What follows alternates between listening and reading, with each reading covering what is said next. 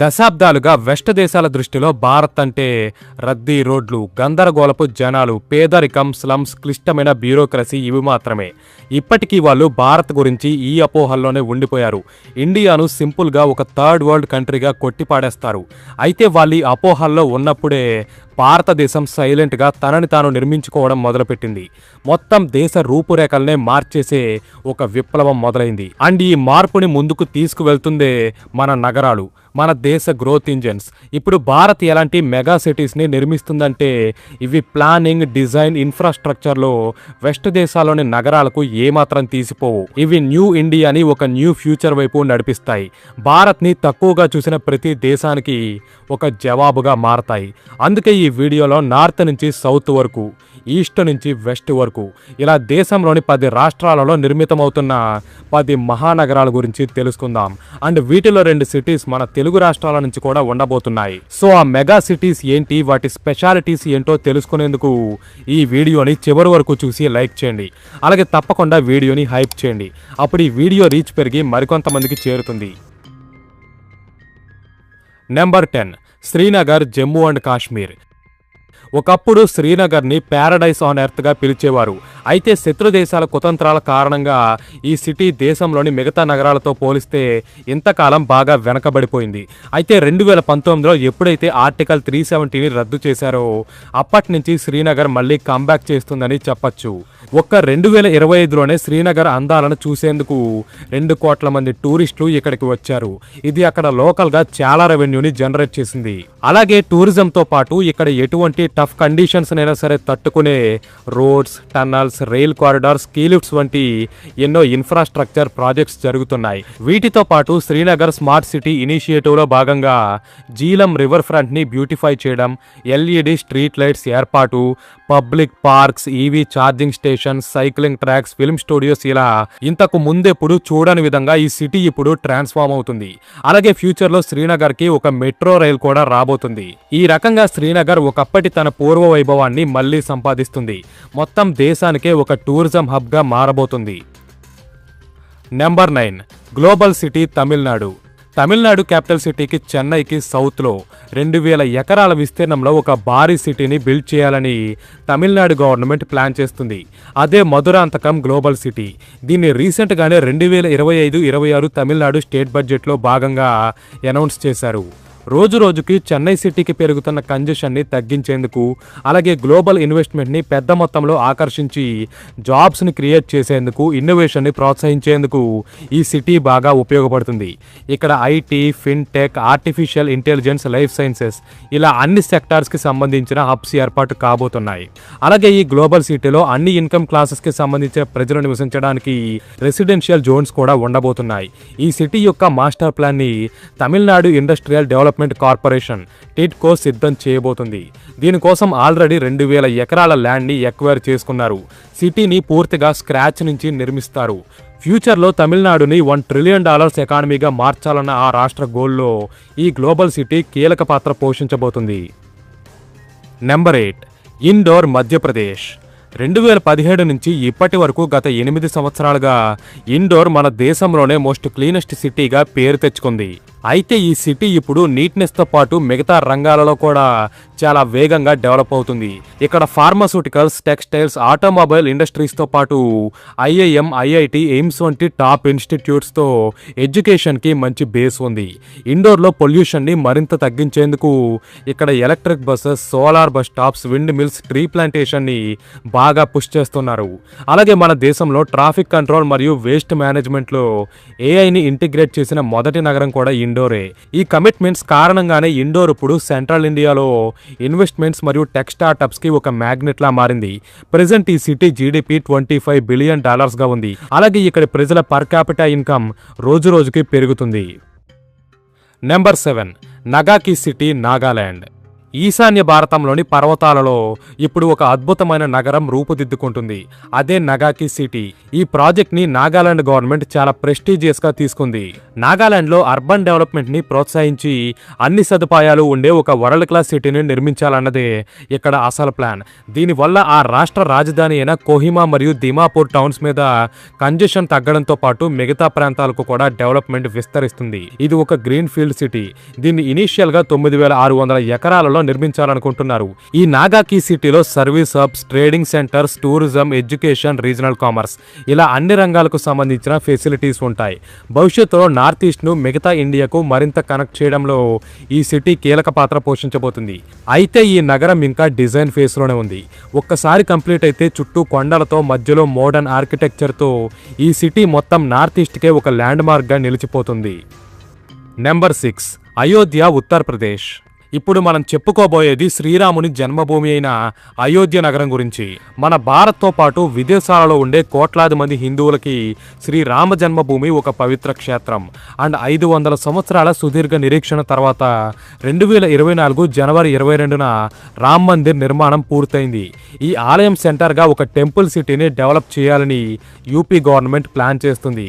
దీనికోసమే Ayodhya master plan 2031ని ready చేశారు. ఈ మాస్టర్ ప్లాన్లో భాగంగా అయోధ్యలో world class roads, rail corridors, international airport, public spaces, hotels, అలాగే 800 అడుగుల ఎత్తుతో ప్రపంచంలోనే అతిపెద్ద శ్రీరాముని విగ్రహం, ఇలా 85,000 కోట్ల రూపాయల బడ్జెట్తో దాదాపు 200కు పైగా వివిధ రకాల ప్రాజెక్ట్స్ని ఫైనలైజ్ చేశారు. భవిష్యత్తులో ఈ ఆలయాన్ని సంవత్సరానికి 5 నుంచి 10 కోట్ల మంది భక్తులు విజిట్ చేసే అవకాశం ఉంది కాబట్టి దానికి తగ్గట్టుగానే అయోధ్యను ఇప్పుడు భారీ స్థాయిలో విస్తరిస్తున్నారు. ఫ్రెండ్స్, వీడియో కంటిన్యూ చేసే ముందు ఒక స్మాల్ రిక్వెస్ట్. మీలో చాలామంది మా వీడియోస్ని చూస్తున్నారు కానీ సబ్స్క్రైబ్ చేయట్లేదు. మీకు గనక నా కంటెంట్ నచ్చితే ఈ వీడియో చూడడం ద్వారా ఏదైనా కొత్త విషయం తెలిసినట్టుగా అనిపిస్తే ఖచ్చితంగా మన ఛానల్కు సబ్స్క్రైబ్ అయ్యి మీ సపోర్ట్ని తెలియచేయండి. అలాగే ఈ వీడియోని కూడా హైప్ చేయండి. Number 5 new Raipur, Chhattisgarh. Nava Raipur or Atal నగర్గా కూడా పిలువబడే ఈ సిటీ ప్రస్తుతం ఛత్తీస్గఢ్ రాజధానిగా ఉన్న ఓల్డ్ రాయ్పూర్ని రిప్లేస్ చేస్తుంది. ఓల్డ్ రాయ్పూర్కి 18 కిలోమీటర్స్ దూరంలో 40,000 ఎకరాల సువిశాల ప్రాంతంలో ఈ సిటీని నిర్మిస్తున్నారు. 21వ శతాబ్దంలో ఇండియాలో ఏర్పాటవనున్న one of the greenfield సిటీస్లో ఇది కూడా ఒకటి. ఇక్కడ ఛత్తీస్గఢ్ స్టేట్ యొక్క అసెంబ్లీ, సెక్రటేరియట్, గవర్నమెంట్ ఆఫీసెస్తో పాటు health care infrastructure, commercial hubs, residential zones, IT parks, business districts ఇలా ఎకానమీకి సంబంధించిన చాలా ప్లేసెస్ ఉండబోతున్నాయి. అలాగే ఫ్యూచర్లో సిటీలో ఎయిర్ క్వాలిటీ అనేది పడిపోకుండా ఉండడానికి ఇప్పటి నుంచే గ్రీనరీని బాగా పెంచుతున్నారు. 2031 నాటికి సిటీలో అన్ని ఫెసిలిటీస్ కల్పించి 5 లక్షల మంది జనాభాను మెయింటైన్ చేసేలాగా, తర్వాత గ్రాడ్యువల్గా సిటీని ఎక్స్పాండ్ చేసేలా ప్లాన్స్ జరుగుతున్నాయి. ఆల్రెడీ న్యూ రాయ్పూర్లో 65,000 సీట్స్ కెపాసిటీ ఉన్న ఒక పెద్ద క్రికెట్ స్టేడియం కూడా ఉంది. Number 4 future city, Telangana. Telangana capital city అయిన హైదరాబాద్లో రోజురోజుకి పాపులేషన్ అండ్ కంజెషన్ పెరుగుతుండడంతో ఫ్యూచర్ని దృష్టిలో ఉంచుకుని 2025లో తెలంగాణ గవర్నమెంట్ హైదరాబాద్కి పక్కనే ఒక సరికొత్త స్మార్ట్ సిటీని నిర్మించబోతున్నట్టు ప్రకటించింది. అదే Bharat future city. Hyderabad metropolitan రీజియన్లో ఓల్డ్ సిటీ, సికింద్రాబాద్, సైబరాబాద్ తర్వాత ఈ ఫ్యూచర్ సిటీ 4వ నగరంగా మారబోతుంది. దీన్ని హైదరాబాద్ పక్కనే ఉన్న ముచ్చర్ల అనే ప్రాంతంలో 30,000 ఎకరాల భారీ ల్యాండ్లో ఒక గ్రీన్ ఫీల్డ్ సిటీగా మొత్తం స్క్రాచ్ నుంచే నిర్మించబోతున్నారు. ఈ ఫ్యూచర్ సిటీలో AI zone, life sciences zone, health zone, residential zone, commercial zone, industrial zone ఇలా ఏ సెక్టార్కి ఆ సెక్టార్ డెడికేటెడ్ జోన్స్ ఉండబోతున్నాయి. అలాగే ఈ ఫ్యూచర్ సిటీ దేశంలోనే మొట్టమొదటి నెట్ జీరో నగరంగా మారబోతుంది. అంటే ఇక్కడ పొల్యూషన్ అనేది చాలా తక్కువగా ఉత్పత్తి అవుతుంది. కార్బన్ ఎమిషన్స్ ఆల్మోస్ట్ జీరో అయిపోతాయి. దీనికోసం ఈ city solar energy, wind energy, green energy వంటి ఆల్టర్నేట్ రిసోర్సెస్ మీద ఆధారపడి ఫంక్షన్ అవుతుంది. అలాగే ఎలక్ట్రిక్ వెహికల్స్ వాడకం కూడా పెద్ద ఎత్తులో ఉంటుంది. వాటర్ అండ్ వేస్ట్ మేనేజ్మెంట్ చాలా ఎఫిషియెంట్గా జరుగుతుంది. ఈ రకంగా తెలంగాణ యొక్క ఫ్యూచర్ సిటీ మన దేశంలోనే మోస్ట్ సస్టైనబుల్ నగరాలలో ఒకటిగా మారుతుందని చెప్పొచ్చు. నెంబర్ 3 ఔరిక్, మహారాష్ట్ర. ఔరిక్ అంటే ఔరంగాబాద్ ఇండస్ట్రియల్ సిటీ. దీనినే ఛత్రపతి సంభాజీ నగర్ అని కూడా పిలుస్తారు. 10,000 ఎకరాలలో ఏర్పాటవుతున్న ఈ ఔరిక్ సిటీ మన దేశంలోనే మొట్టమొదటి స్మార్ట్ ఇండస్ట్రియల్ సిటీగా చెప్పవచ్చు. దీన్ని ఢిల్లీ ముంబై ఇండస్ట్రియల్ కారిడార్ల భాగంగా నిర్మిస్తున్నారు. ఈ సిటీ యొక్క మెయిన్ గోల్ విదేశాల నుంచి పెద్ద మొత్తంలో ఫారెన్ ఇన్వెస్ట్మెంట్ని ఆకర్షించడం, అలాగే ఆటోమొబైల్, ఇంజనీరింగ్, ఏరోస్పేస్, డిఫెన్స్ వస్తువుల ఉత్పత్తికి ఈ సిటీని ఒక హబ్గా మార్చడం. ఇక్కడ already Bajaj auto, Tata electronics, Siemens, Skoda, DRDO వంటి 200కు పైగా కంపెనీస్ ఇన్వెస్ట్ చేశాయి. ఈ ఔరిక్ సిటీ యొక్క మోటో వాక్ టు వర్క్, అంటే ఇక్కడ పనిచేసేవారు కేవలం కొన్ని నిమిషాలలోనే తమ వర్క్ ప్లేసెస్కి చేరుకోవచ్చు. దానికి తగ్గ ఇన్ఫ్రాస్ట్రక్చర్ మరియు హౌసింగ్ ఫెసిలిటీస్ ఈ సిటీలో ఉంటాయి. ఈ ఔరిక్ సిటీ నిర్మాణం పూర్తయితే ఆల్మోస్ట్ 3 లక్షల కొత్త జాబ్స్ జనరేట్ అవ్వబోతున్నాయి. అండ్ 2030 నాటికి సిటీ పూర్తిగా అందుబాటులోకి వస్తుంది. నెంబర్ 2, అమరావతి, ఆంధ్రప్రదేశ్. అమరావతి ఆంధ్రప్రదేశ్ రాష్ట్ర నూతన రాజధాని. గుంటూరు జిల్లాలోని కృష్ణానది తీరం పక్కన 33,000 ఎకరాల సువిశాల ప్రాంతంలో నిర్మాణమవుతున్న ఈ సిటీ ఒక్కసారి కంప్లీట్ అయితే దేశంలో మునుపెన్నడూ చూడని మహానగరాల్లో ఒకటిగా మారుతుంది. అమరావతిని మామూలు సిటీస్లా కాకుండా చాలా వెల్ ప్లాన్డ్గా డిజైన్ చేస్తున్నారు. ముందుగా ఇక్కడ roads, electricity, water supply, communications, waste management వంటి కీ ఇన్ఫ్రాస్ట్రక్చర్ని ఏర్పాటు చేశాకే మిగతా సిటీని విస్తరిస్తారు. దీనివల్ల అంతా చాలా ఆర్గనైజ్డ్గా నడుస్తుంది. అలాగే అమరావతిలో అన్ని సెక్టార్స్కి డెడికేటెడ్ జోన్స్ ఉండబోతున్నాయి.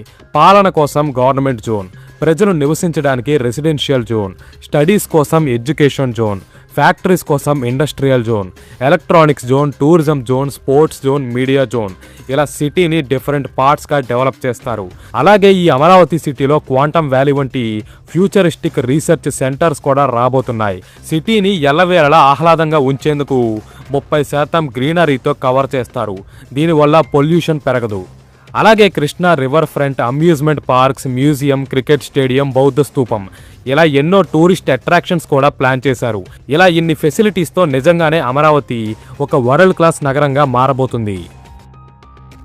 Number 1, gift city, Gujarat. Gift అంటే Gujarat international finance tec city. ఈ సిటీ కాన్సెప్ట్ని 2007లో స్వయంగా నరేంద్ర మోడీ గారే అప్పటి గుజరాత్ సీఎంగా ఉన్నప్పుడు రిలీజ్ చేశారు. ఈ సిటీ ఎందుకింత ఇంపార్టెంట్ అంటే ఇక్కడ దేశంలోనే మొట్టమొదటి ఇంటర్నేషనల్ ఫైనాన్షియల్ సర్వీసెస్ సెంటర్ ఉంది. అలాగే ఇక్కడ banking, stock exchange, fintech, trade centres, ఇలా ఎకానమీని బూస్ట్ చేసి ఎంప్లాయ్మెంట్ని జనరేట్ చేసే చాలా కంపెనీస్ గిఫ్ట్ సిటీలో ఆల్రెడీ ఉన్నాయి. ఈ సిటీని లండన్, సింగపూర్, దుబాయ్ లాంటి గ్లోబల్ నగరాలతో పోటీ పడేందుకు డెవలప్ చేశారు. ప్రెజెంట్ ఈ గిఫ్ట్ సిటీ ఎన్నో సౌకర్యాలతో మన దేశంలోనే మేజర్ బిజినెస్ హబ్స్లో ఒకటిగా మారింది. ఫ్రెండ్స్, అయితే ఈ 10 మహానగరాల నిర్మాణంతో పాటు దేశంలో ఇప్పుడు ఎన్నో డెవలప్మెంట్ ప్రాజెక్ట్స్ జరుగుతున్నాయి. కాశ్మీర్ పర్వతాలలో స్మార్ట్ సిటీస్ రావడం నుంచి హిందూ మహాసముద్రపు లోతుల్లో సముద్రయాన్ అన్వేషణ వరకు, ఆకాశాలను తాకే స్కై స్క్రాపర్స్ నిర్మాణం నుంచి అంతరిక్షంలో ఉండే స్పేస్ స్టేషన్స్ ఏర్పాటు వరకు, ఇలా దేశం మొత్తం కూడా ఒక న్యూ ఎరాలోకి ట్రాన్స్ఫార్మ్ అవుతుంది. అండ్ ఈ మార్పులో ప్రతి రాష్ట్రం, ప్రతి ప్రాంతం, ప్రతి నగరం కూడా తమ వంతు పాత్ర పోషిస్తున్నాయి. న్యూ ఇండియాని ఒక న్యూ ఫ్యూచర్ వైపు నడిపిస్తున్నాయి. ఇది ఈ వీడియో. Thanks for watching. జై హింద్.